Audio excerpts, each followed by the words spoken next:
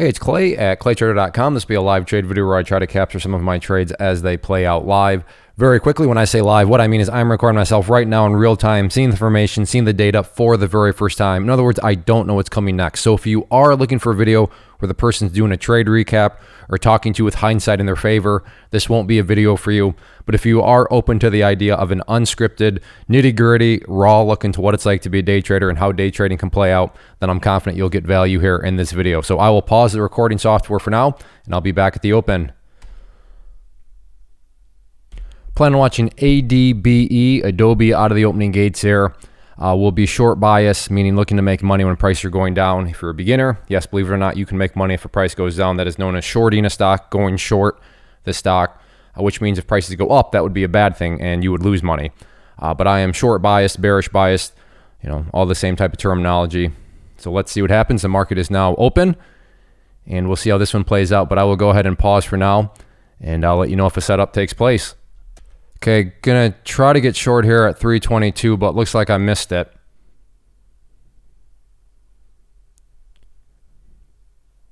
Turn my head away to look at another chart, and that fast made the move, but maybe that's a good thing if this thing bounces and perhaps gives me another potential setup on it. These are 1 minute candlesticks here, so I mean, quite literally the market hasn't even been open 2 minutes. So in other words, plenty of time, no need to rush anything. But okay, I will go ahead and pause for now. I am starting to lose a bit of interest in this one just because it's not moving quite as fast as I thought it would. Now it may pick up pace, but right now it just kind of chopping around here. There we go. Okay, now we're getting a little bit more movement.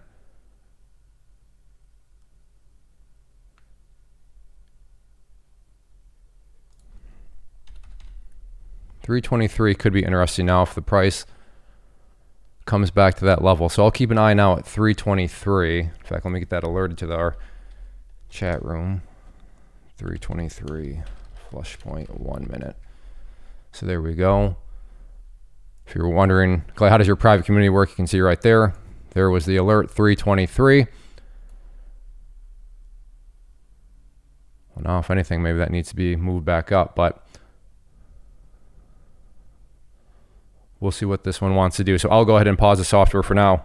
327 here looks interesting. I am in at 327. Let's see if this thing wants to make a move back to the downside here.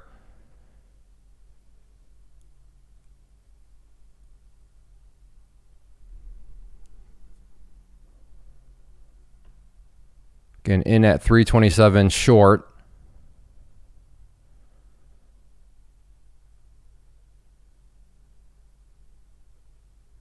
$327 though, wow, stubborn level. Got down through it.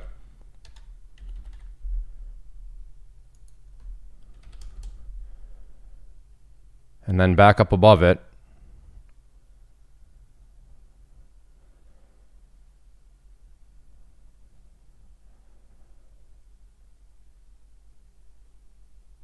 It's really just a question of, does this thing want to fail and come back down? So once again, down through 327, but this general area is being very, very stubborn. Trying to get down to 326. I need at least 326.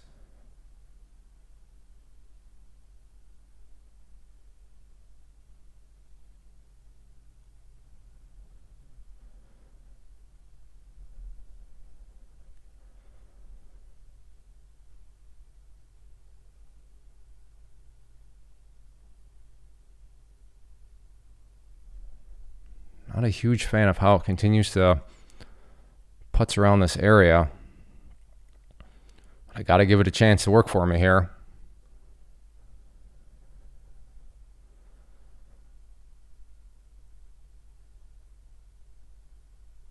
All right, I will go ahead and pause for now, and I will keep you updated. All right, maybe coming down. Again, I need at least 326.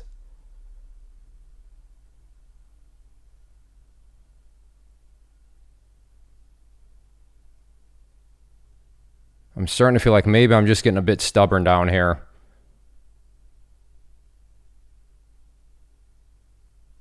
Wow. Now I'm not even getting out at... Oh, I did get out there. Okay. So still have 150 shares left. Like I said, now I'm starting to question myself. Am I getting a bit too stubborn? Is 326 going to break, or is it just going to bounce right off it? So I still will make money if it goes in my favor, and I still will lose money if it goes against me, just not as much money, which is the goal right now. But yeah, this thing is just being very, very stubborn. Does 326 want to actually go?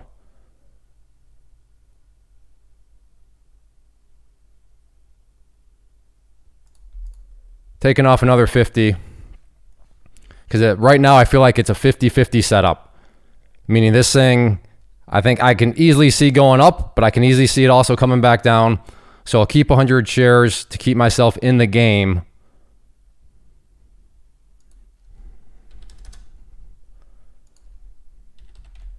And up it goes. Give it a little more wiggle room. And I gotta, what? Can't even get out there. And out there for a loss. Isn't that a shame? And it may come back down, but do I want to try to take that at that 326 mark? Because that's, maybe my timing was just a bit off. Now, granted, only $153 loss, which is why I lowered position size, why I took some off. But I still like this setup, especially now. 326 can actually be broken, but that'll be the key.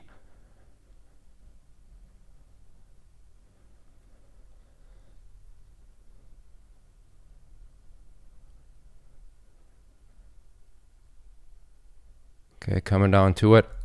In at 326, there's the break. Can we get down through 325 now?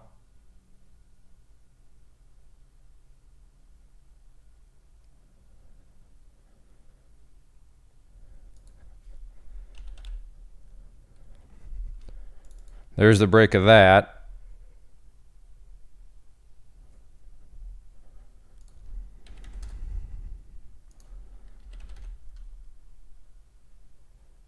See if it wants to come back down.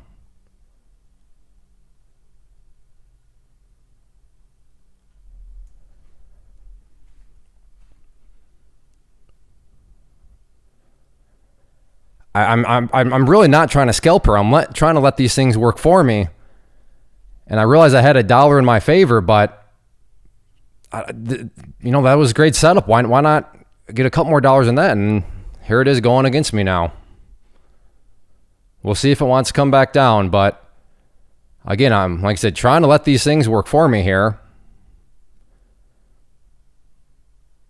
And the chart hasn't done anything wrong per se. It's being annoying, but, you know, broadly speaking, has not done anything wrong yet.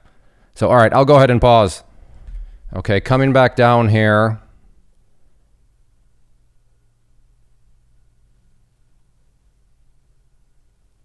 There's three. Okay, there's 325. Okay, took off half at 325.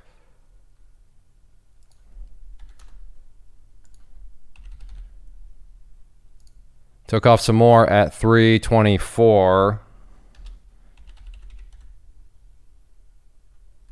Come on, just make a push. Push, come down like I know you can.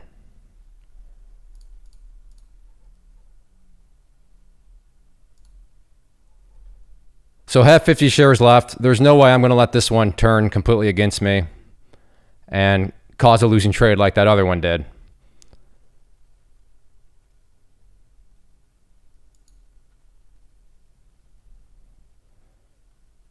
So yeah, 324. All right, I'm going to get out at break even there. So now up 120. So I just can't quite get this one right. Does it go here? Yeah, I probably should not have gotten out on that one, but that's recency effect right there. Recency effect being I'm putting way more weight on this movement over here, which I know. Save yourself type. Clay, if you would have held, you would have been fine. And you're right. But I mean, that's hindsight. Easy to play that game when you know what happens. But had it bounced, you'd probably be saying you'd be right, Clay, you probably should have taken off some profits and lightened the load. It's like, well, yeah, you're right, but you're also just saying that because you have hindsight. So, and I struggle with the same thing, always, being very difficult on yourself in hindsight. But it's like, well, yeah, Clay, but when you know what's happened, it's sort of easy to be a good trader at that point. But regardless, from down 153 to up $120, so happy about that. Would just have liked to have gotten a bit more follow through there, but it is what it is. So I'll go ahead and pause and let's see what else is out there. And yeah, full-blown recency effect. As I explained, look at this thing, rolled right back over. So those 50 shares would have been very, very valuable because I got in at 326. And yeah, and all, if I'm being just brutally honest, I could very easily see myself still being in with those last 50 shares because it's not like there's been any crazy price spikes that would have knocked me out. So I mean, at 319, that's what would I get on? Yeah, 326. So right there, got in at 326. If you're not familiar with my screen, right there. So that's $7 more per share. So times 50 is $350. So the recency effect cost me about $350 there, and that's just right now. If this thing continues to drift downwards, we'll see how much more it costs me. So I guess in a sick and twisted way, we have a real life example of some recency effect psychology working out here. But let's see how much this recency effect ultimately cost me.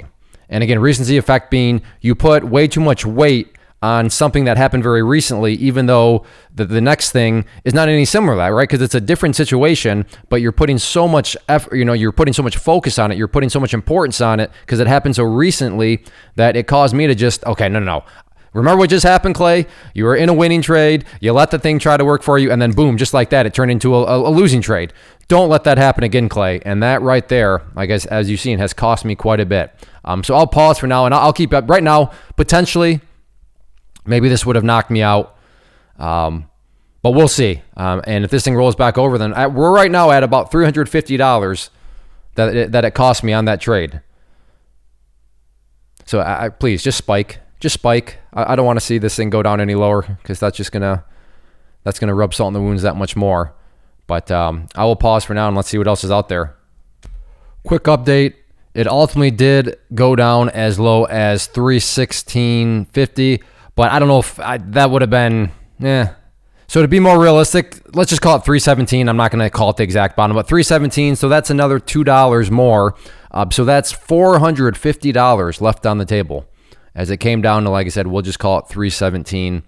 So the recency effect can be a nasty, nasty thing, and it got me there. It cost me $450. And yeah, it is what it is, and that would have put me green on, or would have put me up over my $500, which is what I broadly speaking aim for. So yeah, those 50 shares would have sure been valuable, but nope, the recency effect played me like a fiddle. So if you've ever been there with the recency effect, you're not alone. It's a fine line because sometimes you do learn a lesson. You're like, okay, yep, let me learn from that. But I clearly learned the wrong lesson, right? And the wrong lesson was being too aggressive and hopping out there because of what had just happened previously. Which is why it's always very tricky territory to say, oh, you can always learn from a loss. Well, are you sure? Or are you just going to learn a wrong lesson or let the recency effect step in? And in that situation, definitely let that effect play me like a fiddle. So there's the update on that. Did go down lower than 317, but like I said, I won't call it the exact bottom, but let's just call it 317. So it cost me $450, but let's see what else is out there. I'm going to try to get short here. 100 shares, 322.65. In there. And let's see if this thing wants to come back down. Whoa. That was quite the spike up through there. All right, out there. Now up $30, but I like the trade. That was a play. Was it going to get rejected by VWAP or was it not? And you see there, it did not get rejected by VWAP at all. And no, that was... I was going to say, did I get a bunch of slippage? But no, that was fine, which is the way that turned out. So, all right, well, I like the trade, but that one I got run over big time on that one. Well, not run over. That makes it sound like I blew up my account. But yeah, the run over in the sense of, nope, that VWAP not going to act as a resistance at all. So, still green on the day. I like that trade a lot. Played it the right way. It just didn't work out. Had that thing rolled back over, not that I thought it would roll back over and retest those lows, but had it rolled back over and picked up some momentum, that could have been a good solid trade, but it just didn't. In fact, it's still just. So I mean, how nice is it right here? So I'll spin this into at least a learning lesson that makes me look smart instead of the recency effect. How bad would it be if I wasn't disciplined, right? I mean, that loss would be so much bigger right now. So that's why you got to be disciplined at times, because you just can't risk having a move like this. Now, at this point in time, does it keep going up? Does it come back down? I mean, if you're saying, well, I wouldn't have sold yet. Okay, fine. Maybe you get bailed out. Maybe this thing drops all the way back down and gets you out at break even or gets you a winning trade. But as of right now, you still have to admit, but is this thing just a quick little consolidation before it keeps ripping up higher and higher? That's where hindsight trading, there is no hindsight right now. You got to make that call. Are you still holding? Did you get stopped out? I mean, like I said, because right now I fully admit, yeah, maybe this thing does come down here and I'm going to be sitting here in a few minutes saying, I should have held. I would have been okay. Or else I'm going to look even smarter, because if this thing, so I want to see this thing just rip and roar in the upwards direction, because I mean, then I'm going to look really smart for being disciplined down there. But that all remains to be seen. So I'll go ahead and pause. So update here, best case, and I know all the hindsight traders are going to say, well, yeah, I would have gotten out break even. So, okay, fine. I'll take you at your word. So yeah, hindsight traders, they did end up getting out at break even, but for anybody that's actually being truly honest with themselves, if they are looking for any sort of profit because it rolled back over, they were wrong, and then now that loss is getting bigger and bigger. And I know that's nobody here, because the hindsight voice would never allow you to say, oh, no, you're going to come up, you're going to rationalize some reason. And I say this with a lot of confidence because I'm the same way. Especially when I was getting started, I did the same way. The human mind is fantastic at rationalizing why you would do something if it benefits you. So I get it. Not a single person watching this is going to say, oh yeah, I would have went for more gains. Every single person is going to say, nope, I would have gotten out at break even. Well, of course you are, because you know what happens next. And I don't mean to hammer this home, but I guess I do mean to hammer it home, because it does matter. When you sit there and try to educate yourself, when you sit there and try to learn and, you know, all that, when you know what happens next, it's impossible to do, because your brain is always going to be trying to, push you and pull you in ways that are going to make you look smart. So yes, the other massive lesson here is this is why you have to take losses, because think about it. Had I not taken that loss, had I said, okay, it'll come back down. Okay, there we go. Look, it came back down. I was right. Now it's time to get paid. Nope, I did not get paid. And now that loss is getting bigger and bigger. So yeah, two very, very important lessons here in the same video. The dangers of the recency effect and the power of risk management, because this day would have been really red had I been undisciplined. Instead, I'm still actually green on the day.